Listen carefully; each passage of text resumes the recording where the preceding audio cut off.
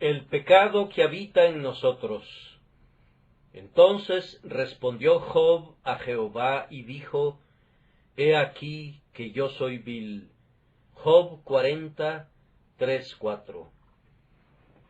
Seguramente si algún hombre tenía el derecho de decir yo no soy vil, era Job, pues de conformidad al testimonio del propio Dios, él era varón perfecto y recto, temeroso de Dios y apartado del mal. Sin embargo, descubrimos que este eminente santo, cuando por su cercanía con Dios recibe suficiente luz para darse cuenta de su propia condición, exclama: He aquí que yo soy vil.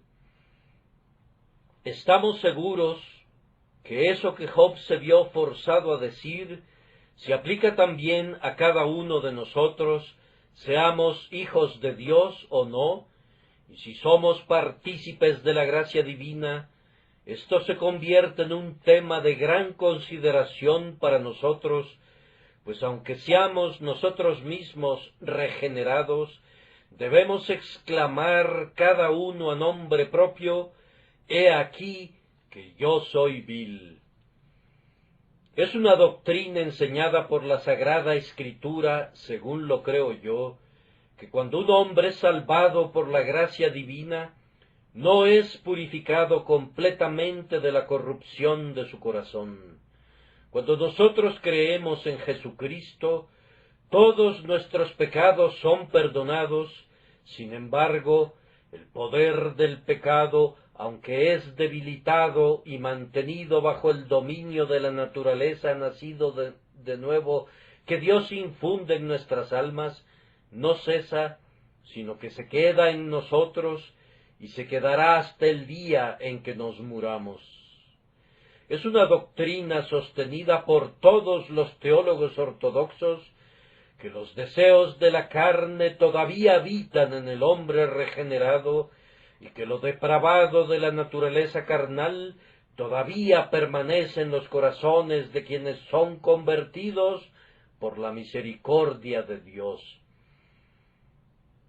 A mí me ha resultado sumamente difícil distinguir en la vida diaria lo concerniente al pecado. Es muy usual que muchos escritores, especialmente los que escriben himnos, confundan las dos naturalezas de un cristiano. Ahora, yo sostengo que hay en cada cristiano dos naturalezas tan distintas como lo fueron las dos naturalezas del Dios hombre Cristo Jesús. Hay una naturaleza que no puede pecar porque es nacida de Dios, una naturaleza espiritual venida directamente del cielo, tan pura y tan perfecta como el propio Dios, quien es su autor. Y existe también en el hombre esa antigua naturaleza que, por la caída de Adán, se ha vuelto completamente vil, corrupta, pecadora y diabólica. Todavía permanece en el corazón del cristiano una naturaleza que no puede hacer lo que es recto, no más de lo que lo hacía antes de la regeneración, y que es tan depravada como lo era antes del nuevo nacimiento, tan pecadora, tan completamente hostil a las leyes de Dios, como siempre lo fue, una naturaleza que, como lo dije antes, es restringida y sujetada en una gran medida por la nueva naturaleza, pero que no es eliminada y nunca lo será hasta que este tabernáculo de nuestra carne sea abatido y nos elevemos a aquella tierra en la que nunca entrará nada que contamine. Mi trabajo esta mañana consistirá en decir algo acerca de esa naturaleza que todavía permanece en el hombre justo. Primero intentaré demostrar que todavía permanece, y los otros puntos voy a sugerírselos conforme avancemos. El terrible gran hecho, es que inclusive los justos poseen naturalezas depravadas. Job dijo, he aquí que yo soy vil. No siempre lo supo. A través de toda la larga controversia, Job se había proclamado justo y recto. Él había dicho, mi justicia tengo asida y no la cederé. Y a pesar de que se rascaba con un tiesto y que sus amigos vejaban su mente con los más amargos ultrajes, él todavía sostenía firmemente su integridad y no quería confesar su pecado. Pero cuando Dios vino a argumentar con él, tan pronto como Job hubo escuchado la voz de Dios en el torbellino y oyó la pregunta, el juez de toda la tierra, ¿no ha de hacer lo que es justo?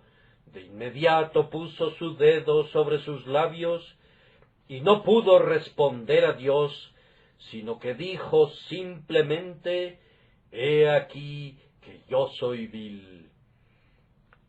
Posiblemente algunas personas puedan decir que Job era la excepción a la regla, y nos dirán que otros santos no tenían en ellos un motivo para una humillación así, pero nosotros les recordamos a David, y les sugerimos que lean el Salmo Penitencial 51, donde David declara que fue formado en iniquidad y que en pecado lo concibió su madre.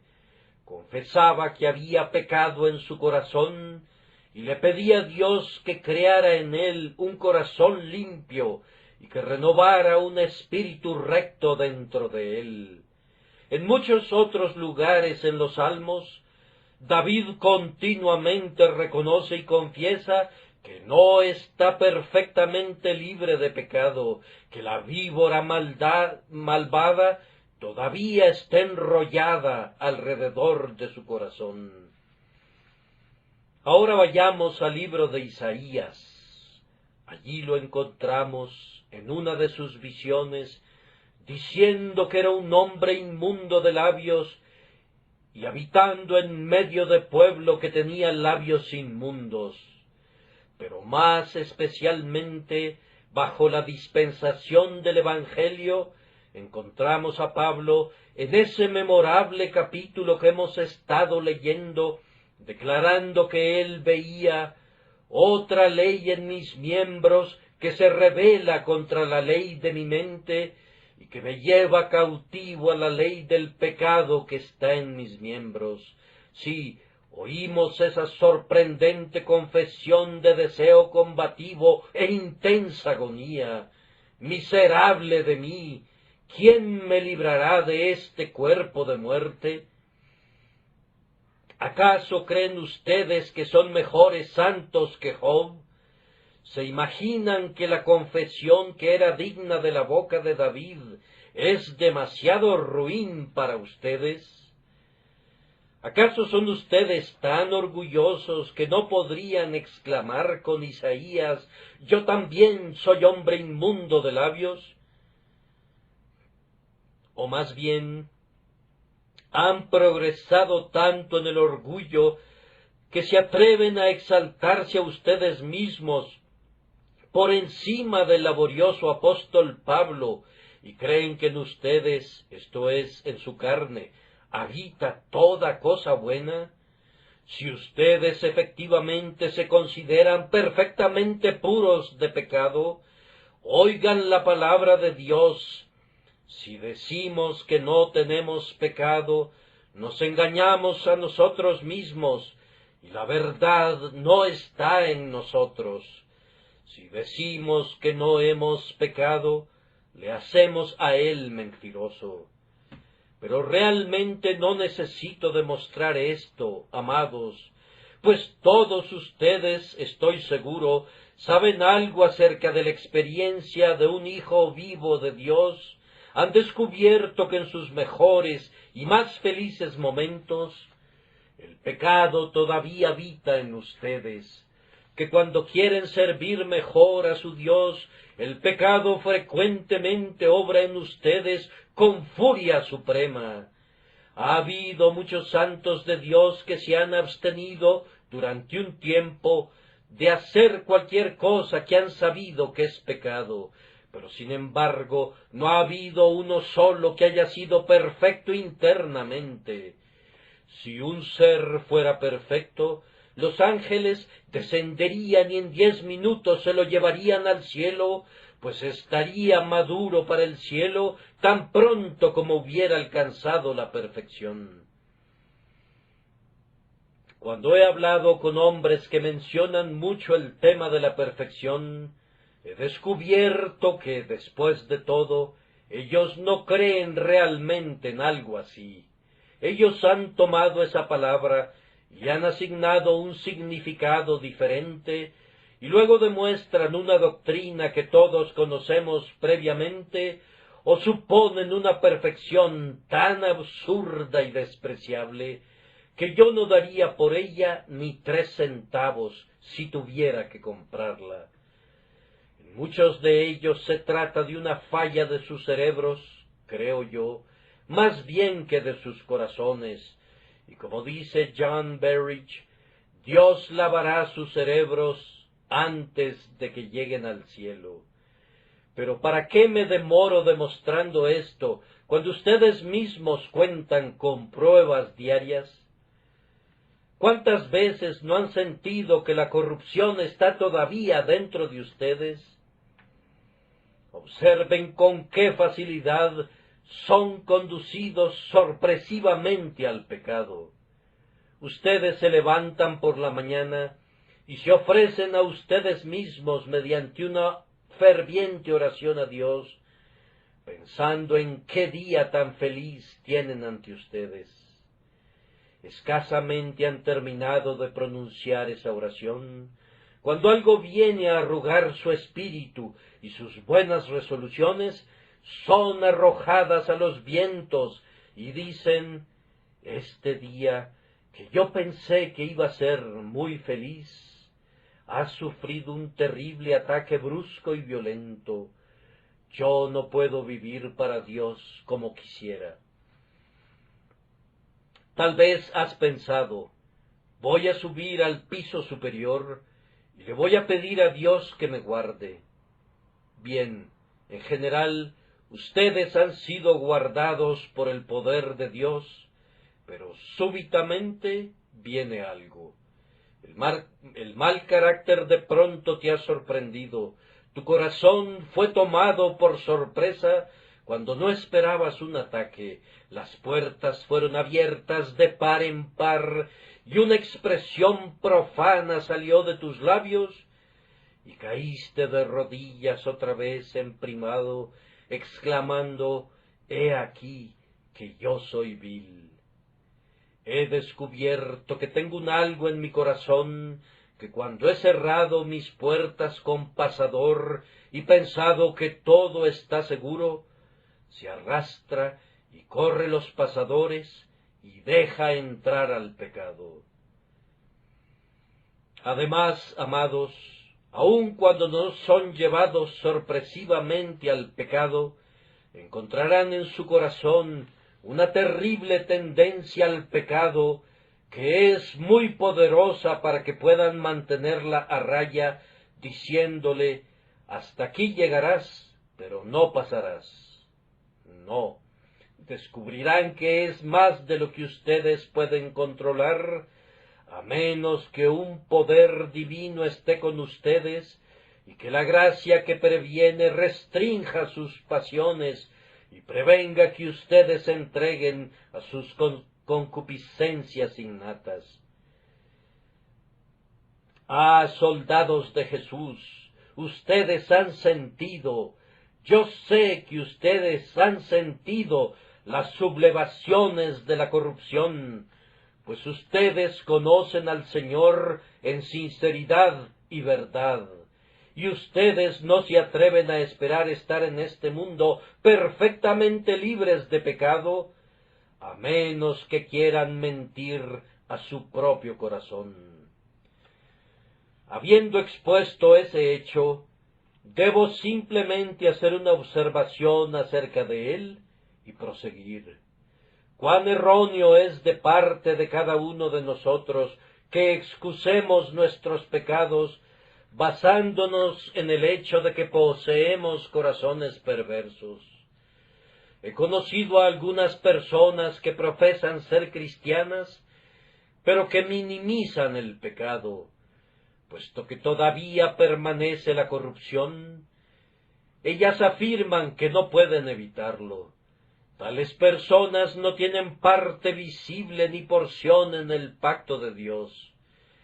El verdadero hijo amante de Dios, aunque sabe que el pecado está allí, odia ese pecado, es dolor y miseria para él, y nunca convierte la corrupción de su corazón en una excusa para la corrupción de su vida. Nunca argumenta la depravación de su naturaleza como una apología para la depravación de su conducta. Si alguien puede liberarse en el mínimo grado de la convicción de su propia conciencia, a cuenta de fallas diarias, argumentando la depravación de su corazón, no es uno de los quebrantados hijos de Dios. Él no es uno de los siervos probados del Señor, pues ellos gimen bajo el pecado y lo llevan al trono de Dios. Saben que está en ellos.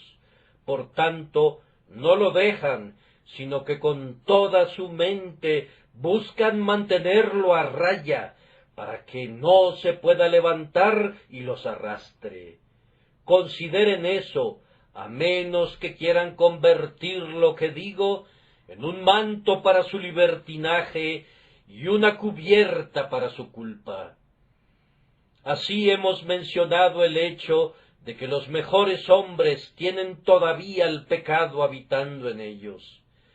Ahora les diré cuáles son las actividades de este pecado. ¿Qué hace el pecado que todavía habita en nuestros corazones? Yo respondo, la experiencia les dirá que este pecado ejerce el poder de reprimir toda cosa buena. Ustedes han sentido que cuando quieren hacer el bien, el mal ha estado presente en ustedes, como una carroza que puede deslizarse velozmente cuesta abajo, pero que le han puesto un obstáculo en sus llantas, o como el pájaro enjaulado que quisiera remontarse al cielo.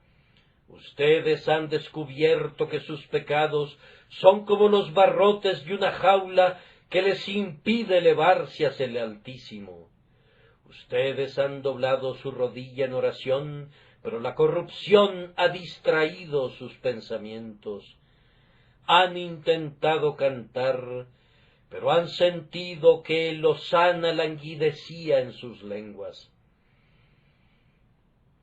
Alguna insinuación de Satanás ha prendido el fuego como una chispa en la madera y casi ha ahogado su alma con su humo abominable.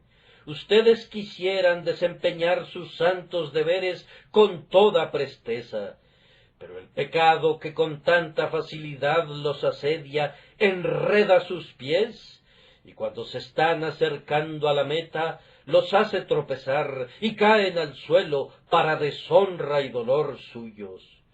Ustedes descubrirán que el pecado que habita en ustedes frecuentemente los detiene cuando quieren ser más diligentes. Cuando desean estar más vivos para Dios, generalmente encontrarán que el pecado está más vivo para repelerlos.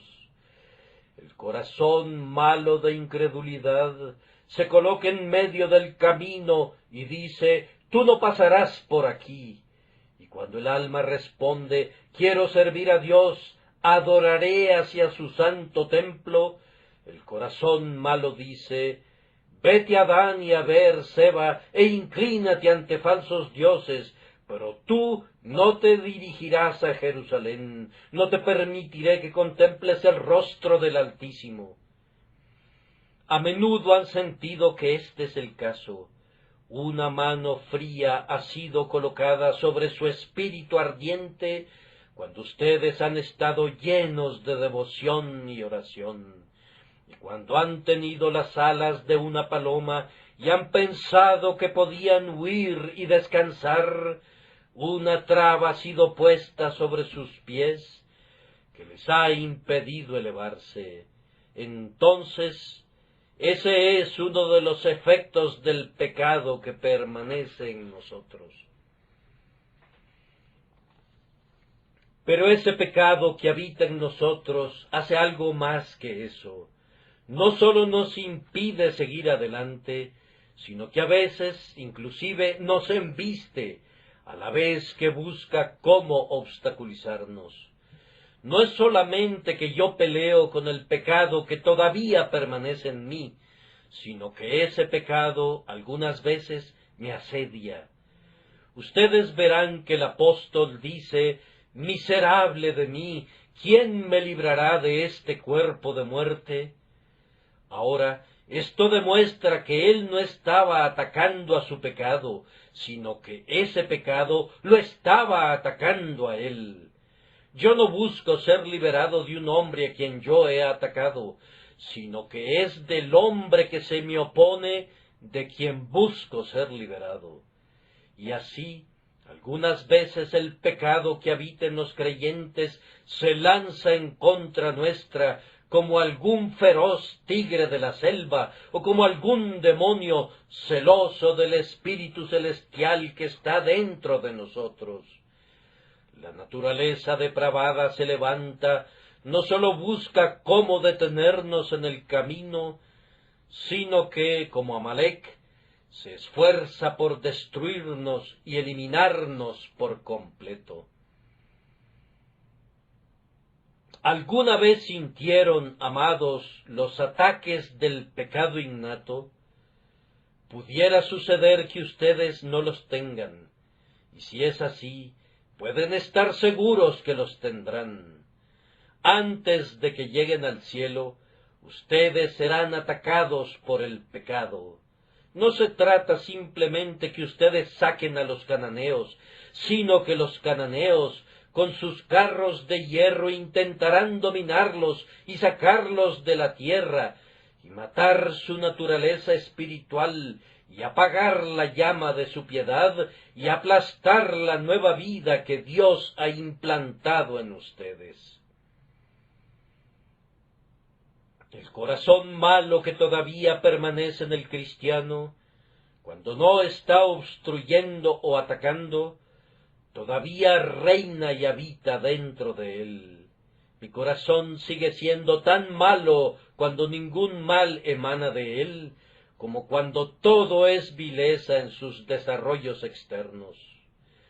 Un volcán es siempre un volcán, aun cuando dormita, no confíes en él. Un león es un león, aunque juegue como un cabrito, y una serpiente es una serpiente, aun cuando la puedas tocar por un momento mientras dormita. Aun hay veneno en su aguijón, cuando sus escamas azules invitan al ojo. Aunque mi corazón, por lo menos durante una hora, no haya tenido ningún mal pensamiento, es todavía malo. Si fuera posible que yo viviera durante días sin una sola tentación para pecar salida de mi propio corazón, sería todavía tan malo como antes. Y siempre está mostrando su vileza, o se está preparando para una nueva exhibición, o está cargando su cañón para disparar en contra nuestra, o de lo contrario, está positivamente en guerra contra nosotros. Pueden estar absolutamente seguros de que el corazón nunca es diferente de lo que originalmente fue. La naturaleza depravada es todavía depravada, y cuando no hay una hoguera, está amontonando la leña con la que va a arder en otro día. Está juntando algunos materiales de mis gozos, de mis devociones, de mi santidad y de todo lo que hago para atacarme en algún período futuro.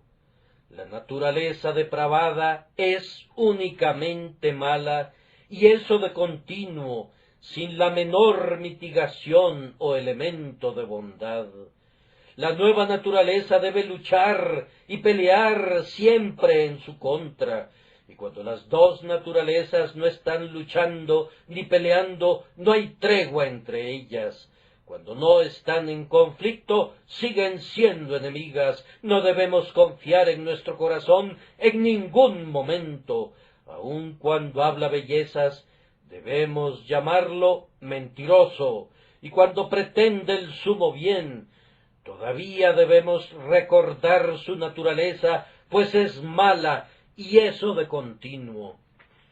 No voy a mencionar las acciones del pecado que habita en nosotros en todo su alcance, pero bastará hacerles recordar algo de su propia experiencia, para que vean que es acorde a la experiencia de los hijos de Dios, pues ustedes pueden ser tan perfectos como Job, y sin embargo tendrán que decir: he aquí que yo soy vil.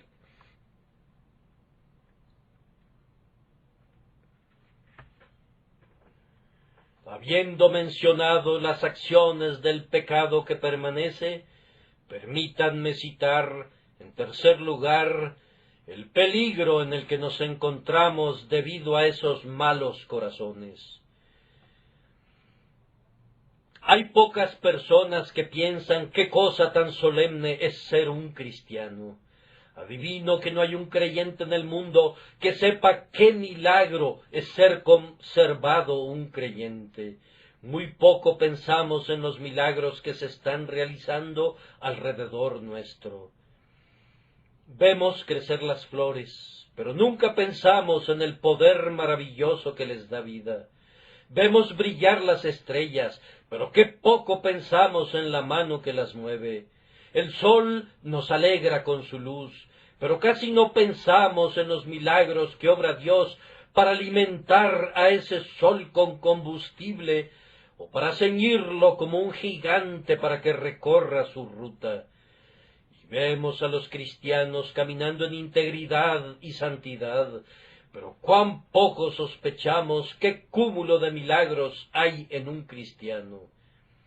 Hay un sinnúmero de milagros ejercidos sobre un cristiano cada día, tan numerosos como los cabellos de su cabeza. Un cristiano es un milagro perpetuo. Cada hora que soy preservado de pecar es una hora de un poder divino como el que vio a un recién nacido envuelto en pañales en su oscuridad y que oyó cuando alababan todas las estrellas del alba. ¿Acaso no has pensado nunca cuán grande es el peligro al que está expuesto el cristiano debido al pecado que habita en él? Vamos, déjame decírtelo. Un peligro al que estamos expuestos por causa del pecado que habita en nosotros surge del hecho que el pecado está en nosotros y por lo tanto tiene un gran poder sobre nosotros. Si un capitán controla una ciudad, puede preservarla por mucho tiempo de los constantes ataques de los enemigos que la rodean. Puede tener muros tan fuertes y puertas tan bien aseguradas que puede reírse de todos los ataques de quienes la asedian. Y las incursiones enemigas pueden tener el mismo efecto que simples ocurrencias chistosas. Pero si sucediera que hay un traidor dentro de sus puertas, si hubiera alguien que está a cargo de las llaves y que puede quitarle el seguro a cada puerta y dejar entrar al enemigo, entonces el trabajo asiduo del comandante tiene que duplicarse, pues no sólo tiene que guardarse de los enemigos que están fuera, sino de los enemigos que están dentro también. Y aquí radica el peligro del cristiano. Yo podría pelear con el diablo, yo podría vencer cada pecado que me tentara, si no fuera porque tengo un enemigo dentro. Los diábolos que están dentro sirven más a Satanás que todos los diábolos que están fuera. Como dice Bunyan en su libro La Guerra Santa, el enemigo trató de introducir algunos de sus amigos dentro de la ciudad del alma humana y descubrió que sus elementos favoritos dentro de los muros le hacían mucho más bien que todos los que estaban fuera. Ah, cristiano, tú te podrías reír de tu enemigo si no tuvieras un corazón malo dentro de ti. Pero recuerda, tu corazón guarda las llaves porque de él mana la vida, y el pecado está allí. La peor cosa que debes temer es la traición de tu propio corazón. Y además, cristiano, recuerda cuántos aliados tiene tu naturaleza depravada. En cuanto a tu vida de gracia, ella encuentra escasos amigos bajo el cielo, pero tu pecado original tiene aliados por todos lados. Mira al infierno allá abajo, y los encontrarás allí, demonios que están prestos a azuzar a los perros del infierno contra tu alma. Mira al mundo, y ve los deseos de la carne, los deseos de los ojos, y la vanagloria de la vida. Mira a tu alrededor, y ve todo tipo de hombres buscando, si fuera posible, sacar al cristiano de su estabilidad.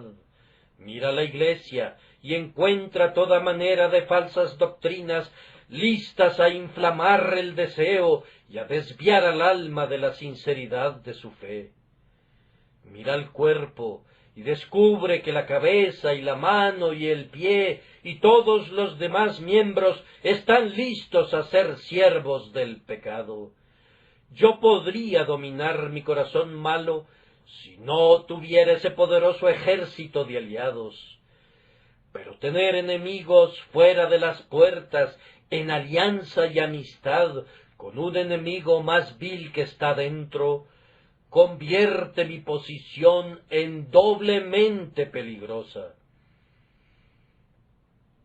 Y yo quisiera que recordaras, cristiano, una cosa más, y es que esta tu naturaleza depravada es muy fuerte y muy poderosa, más fuerte que la nueva naturaleza, si esa nueva naturaleza no estuviera sostenida por el poder divino. ¿Cuán vieja es mi vieja naturaleza? Es tan vieja como yo mismo, el santo anciano podría decir, y con la edad se ha vuelto más fuerte. Hay algo que raramente se vuelve más débil con la edad avanzada, y es el viejo Adán. Él es tan fuerte en su vejez como lo era en la juventud. Es tan capaz de hacer que nos descarriemos cuando nuestra cabeza está cubierta de cabellos grises, como lo era en nuestra juventud. Hemos oído decir que crecer en la gracia disminuirá el poder de nuestra corrupción, pero yo he visto a muchos santos ancianos de Dios y les he hecho la pregunta, y ellos han respondido, no. Sus deseos han sido esencialmente tan fuertes cuando han pasado muchos años en el servicio de su Señor, como lo eran al principio, aunque más sometidos por el nuevo principio que hay dentro de ellos. Lejos de volverse más débil, estoy firmemente convencido que el pecado aumenta en su poder. Una persona que es mentirosa se vuelve más mentirosa cuando practica la mentira. Lo mismo sucede con nuestro corazón. Nos sedujo al principio y fácilmente nos atrapó, pero habiendo aprendido 1000 trampas, nos engaña ahora tal vez más fácilmente que antes. Y aunque nuestra naturaleza espiritual ha sido desarrollada más plenamente y ha crecido en la gracia, sin embargo, la vieja naturaleza ha perdido muy poco de su energía. Yo no sé que la casa de Saúl se haya vuelto más y más débil en nuestros corazones. Yo sé que la casa de David se ha vuelto más fuerte, pero yo no sé que mi corazón se vuelva menos vil, o que mis corrupciones se hayan vuelto menos fuertes. Yo creo que si yo dijera alguna vez que mis corrupciones están todas muertas, escucharía una voz: Sansón, los filisteos sobre ti. O Sansón, los filisteos en ti. Sin importar todas las victorias anteriores y los montones sobre montones de pecados que yo haya eliminado, yo sería dominado si la misericordia todopoderosa no me preservara. Cristiano, cuídate del peligro. No hay ningún hombre en combate tan en peligro de recibir un tiro como lo estás tú por tu propio pecado. Tú cargas en tu alma con un traidor infame. Aun cuando te habla bellamente, no debes confiar en él. Tú tienes en tu corazón un volcán adormecido, pero se trata de un volcán con una fuerza tan terrible que puede todavía sacudir tu naturaleza entera. Y a menos que seas circunspecto y que seas guardado por el poder de Dios, tú tienes un corazón que te puede conducir a cometer los pecados más diabólicos y los crímenes más infames. Cuídense, cuídense, cristianos. Aunque no hubiera un diablo que los tentara y un mundo que los extraviara, ustedes tendrían la necesidad de cuidarse de su propio corazón. Por lo tanto, miren a casa. Los peores enemigos de ustedes son los enemigos de su propia casa. Sobre toda casa guardada, guarda tu corazón, porque de él mana la vida, y de él puede manar la muerte también, la muerte que te condenaría si la misericordia soberana no lo previniera. Que Dios nos conceda, hermanos míos, que podamos conocer nuestras corrupciones de una manera fácil y no tener que descubrirlas cuando se convierten en pecado abierto.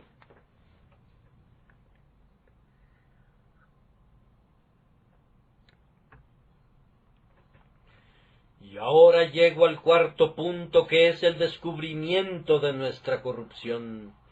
Job dijo: «He aquí que yo soy vil». Esa expresión «he aquí» implica que él estaba atónito. El descubrimiento fue inesperado. Hay tiempos especiales con el pueblo del Señor cuando aprende por experiencia que es un pueblo vil. Ellos escucharon al ministro cuando afirmaba el poder del deseo innato, pero tal vez sacudieron la cabeza diciendo: «No puedo ir tan lejos como eso». Pero después de muy poco tiempo descubrieron, por alguna luz más clara del cielo, que después de todo era verdad. «He aquí que yo soy vil». Yo recuerdo haber predicado hace poco tiempo sobre un texto profundo relativo al mal desesperado del corazón, y uno de mis amigos más estimados dijo: «Bien, yo no he descubierto eso». Y yo pensé para mí: «¡Qué bendición, hermano!». Yo hubiera deseado no haberlo descubierto, pues es una experiencia sumamente tremenda para experimentarla. Me atrevo a decir que hay muchas personas aquí presentes ahora que dicen: «Yo no confío en ninguna justicia propia, no confío en nada en el mundo, excepto en la sangre de Cristo, pero todavía no he descubierto la vileza de mi corazón de la manera que tú has mencionado». Tal vez no, hermano, pero no pasará mucho tiempo antes que tengas que descubrirla. Puedes tener un temperamento especial.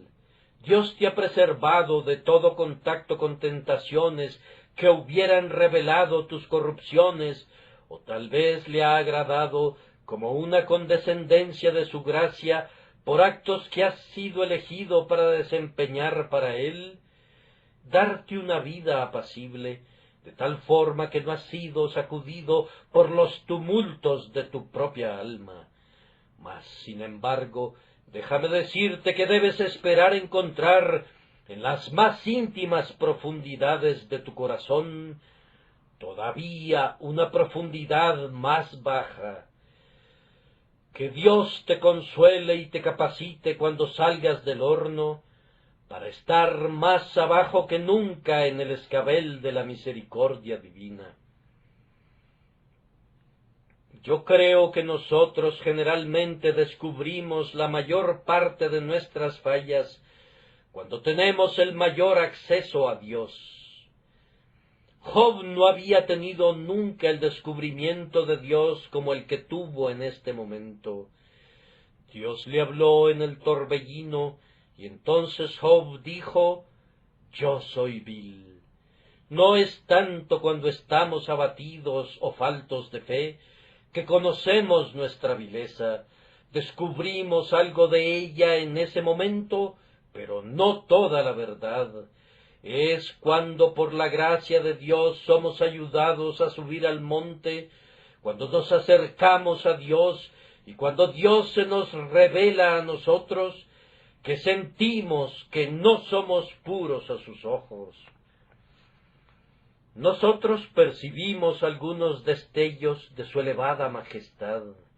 Vemos el brillo de sus faldones oscuros con luz insufrible, y después de haber sido deslumbrados por esa visión, viene una caída, como si, herida por la luz ardiente del sol, el águila se cayera desde sus grandes alturas y se estrellara contra el suelo. Lo mismo ocurre con el creyente. Él se eleva a Dios y súbitamente se viene al suelo. He aquí, dice, que yo soy vil. Nunca lo hubiera sabido si no hubiera visto a Dios. He aquí que yo lo he visto y ahora descubro cuán vil soy. Nada muestra más la negrura como la exposición a la luz. Si yo quisiera ver la negrura de mi propio carácter, tengo que ponerla junto a la pureza sin mancha. Y cuando el Señor se agrada en darnos alguna visión especial de Él mismo, algún dulce intercambio con su propia persona bendita, entonces es cuando el alma aprende, como nunca lo supo antes, con una agonía que tal vez no sintió nunca antes, inclusive en su propia convicción de pecado: he aquí que yo soy vil. Dios se agrada haciendo esto, y para evitar que la grandeza de las revelaciones no me exaltase desmedidamente, Él nos envía este aguijón en mi carne para permitir que nos veamos a nosotros mismos después de que lo hemos visto a Él. Hay muchos hombres que nunca llegan a conocer mucho de su vileza hasta que la sangre de Cristo ha sido rociada sobre sus conciencias, o aún hasta después de haber sido durante muchos años hijos de Dios. Conocí hace algún tiempo el caso de un cristiano que había sido positivamente perdonado antes que hubiera tenido un fuerte sentido del pecado. Yo no sentí mi vileza, dijo, hasta que escuché una voz: yo soy el que borro tus rebeliones. Y después de eso me di cuenta cuán negro había sido yo. Yo no pensé en mi inmundicia, dijo él, hasta después de que vi que había sido lavado. Yo pienso que hay muchos miembros del pueblo de Dios que, aunque tenían alguna noción de su negrura antes de que vinieran a Cristo, nunca supieron cuán enteramente viles eran ellos, sino hasta después.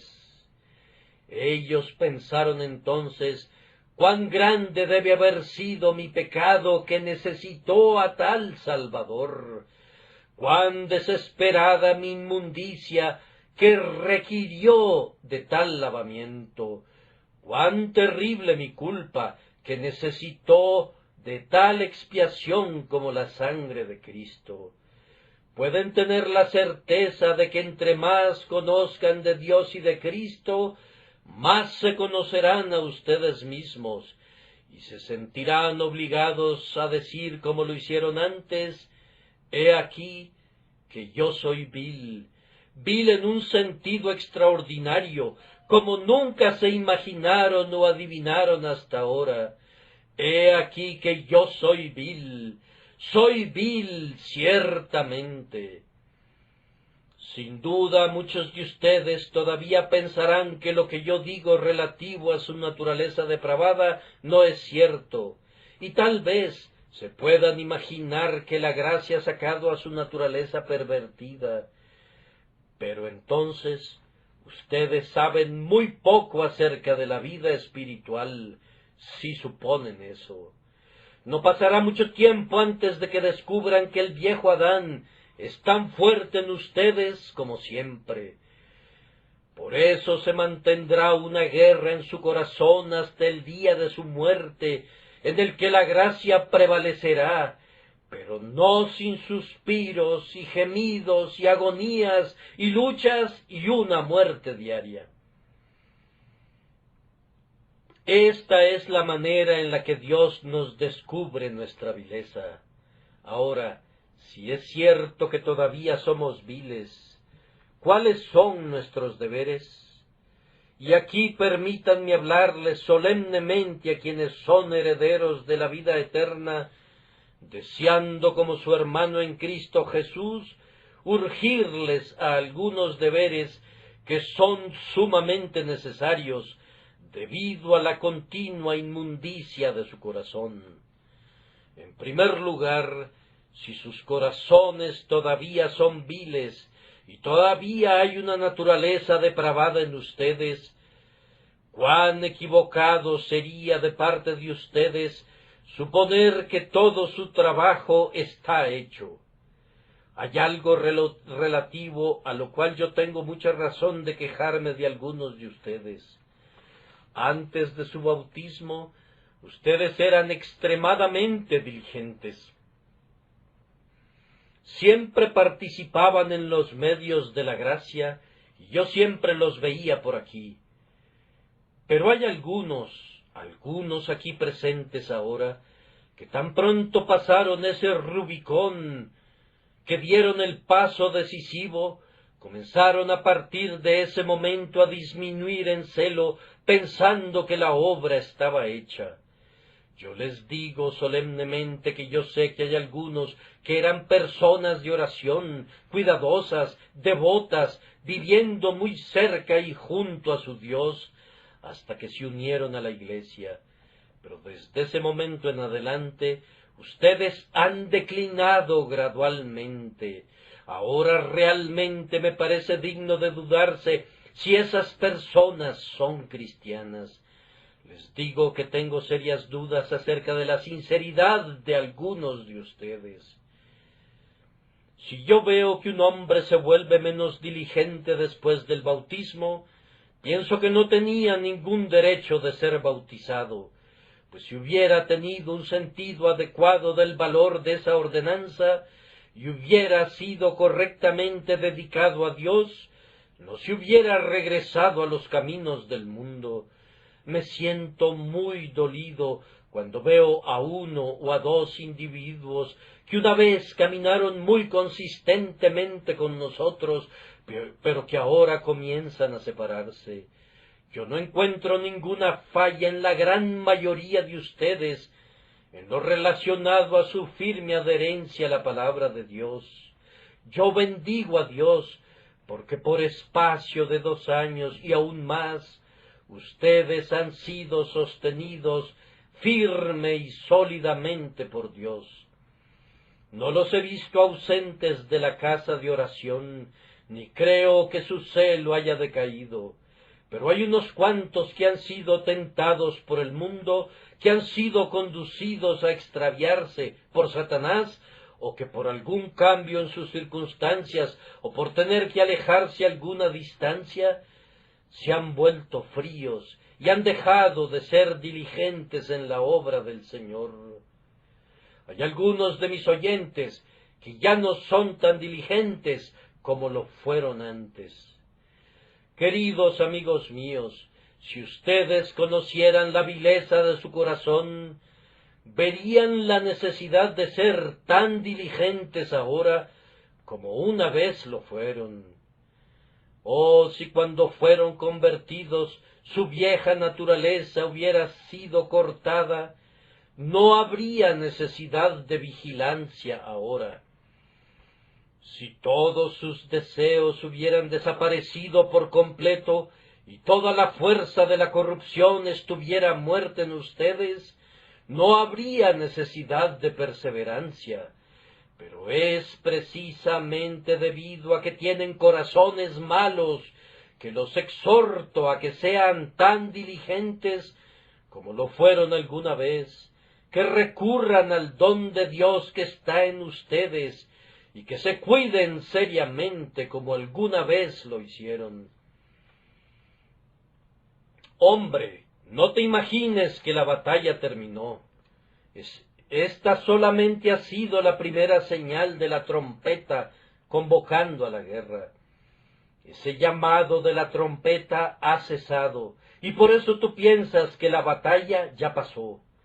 Yo te digo, no, la pelea apenas acaba de comenzar, los ejércitos apenas están avanzando, y tú te acabas de poner tu atuendo de guerra.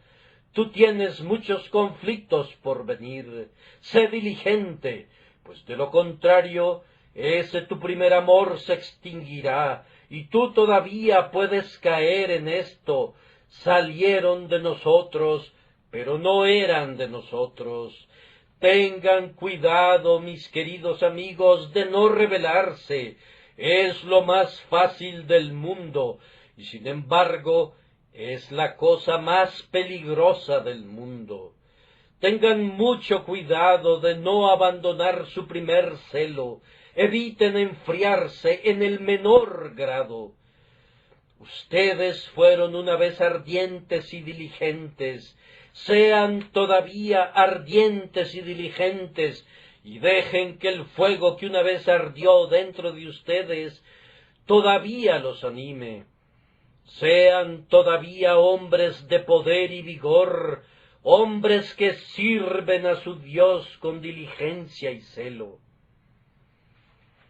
Además, si su naturaleza perversa todavía está dentro de ustedes, cuán vigilantes deben ser.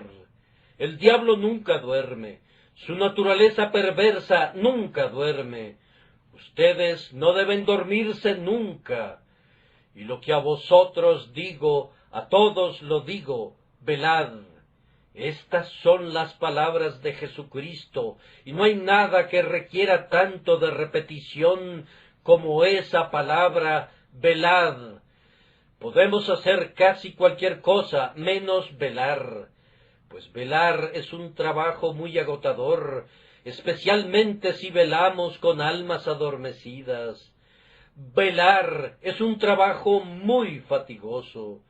Hay poco honor público que se reciba al velar, y por tanto no poseemos la esperanza de un renombre que nos motive. Velar es un trabajo que muy pocos de nosotros desempeñamos, me temo.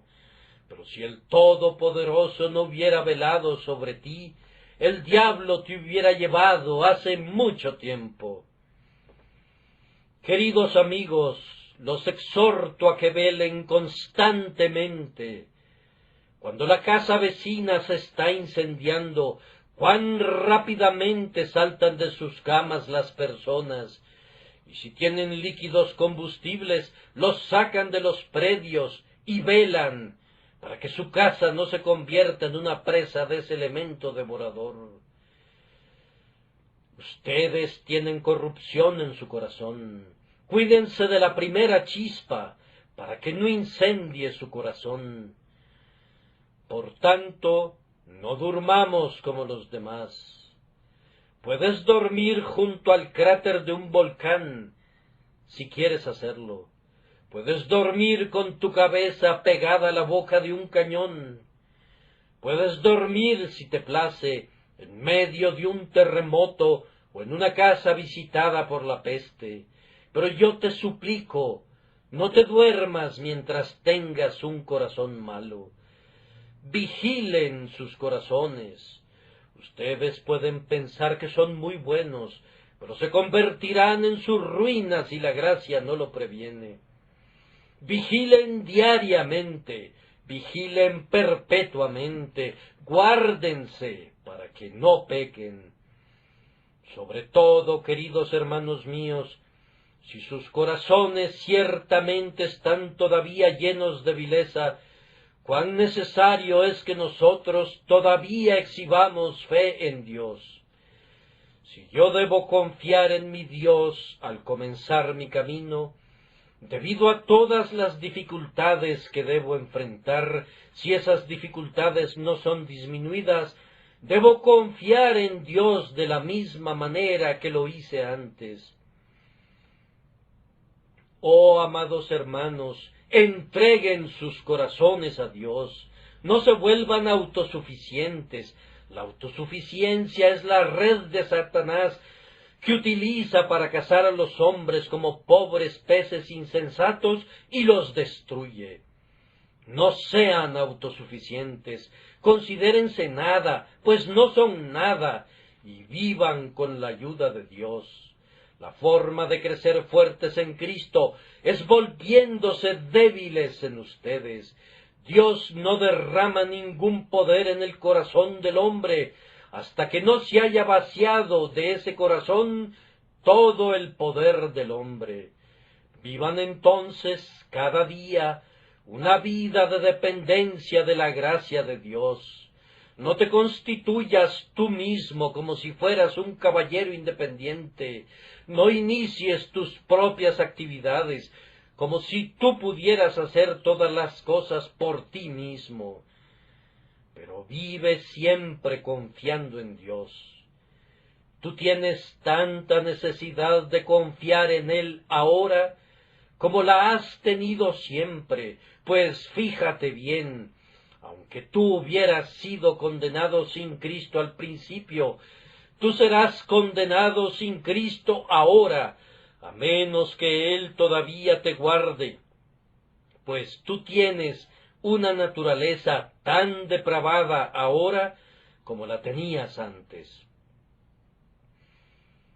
Muy amados hermanos, solo tengo que decir una palabra más, no a los santos, sino a los impíos, una palabra de aliento pecador, pobre pecador perdido.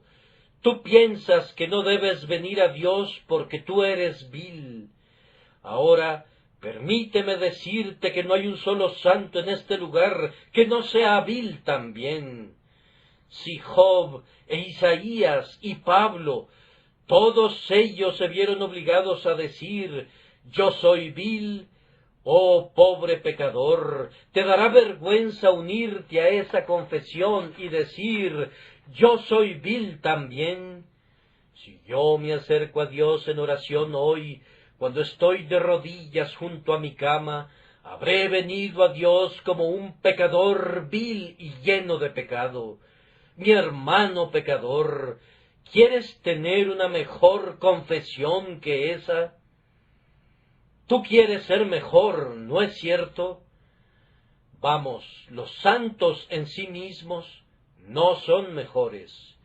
Si la gracia divina no erradica todo pecado en el creyente, ¿cómo piensas hacerlo tú mismo? Y si Dios ama a su pueblo mientras todavía es vil, ¿piensas tú que tu vileza le impedirá amarte? No, vil pecador, ven a Jesús, el más vil de los viles, cree en Jesús. Tú que eres escoria de la sociedad, tú que eres el estiércol y la hez de las calles, yo te pido que vengas a Cristo. Cristo te ordena que creas en Él. No a los justos, no a los justos, sino a pecadores vino a salvar Jesús. Ven ahora, di, Señor, yo soy vil, dame fe. Cristo murió por los pecadores. Yo soy un pecador. Señor Jesús, rocía tu sangre sobre mí. Te digo, pecador, de parte de Dios, que si tú confiesas tu pecado, tú encontrarás el perdón. Si ahora dices de todo corazón, yo soy vil, lávame, serás lavado ahora. Si el Espíritu Santo te da la capacidad de decir con todo tu corazón ahora, Señor, yo estoy lleno de pecado, tal como soy, sin ningún otro argumento, excepto que tu sangre fue derramada por mí, y que tú me pides que venga a ti, oh Cordero de Dios, yo vengo a ti, yo vengo a ti. Tú saldrás de este lugar con todos tus pecados perdonados, y aunque tú hayas entrado a este lugar con todos los pecados que un hombre puede cometer sobre tu cabeza, tú saldrás como inocente, sí, más inocente que un bebé recién nacido. Aunque hayas entrado aquí cubierto de pecados, tú saldrás cubierto con un manto de justicia, tan blanco como son los ángeles, tan puro como Dios mismo, en lo que se refiere a la justificación. Pues ahora, fíjate bien, he aquí ahora el tiempo aceptable, si tú crees en Él que justifica al impío. Oh, que el Espíritu Santo te dé fe para que puedas ser salvado ahora, pues entonces serás salvo para siempre. Que el Señor agregue su bendición a este débil sermón por causa de su nombre.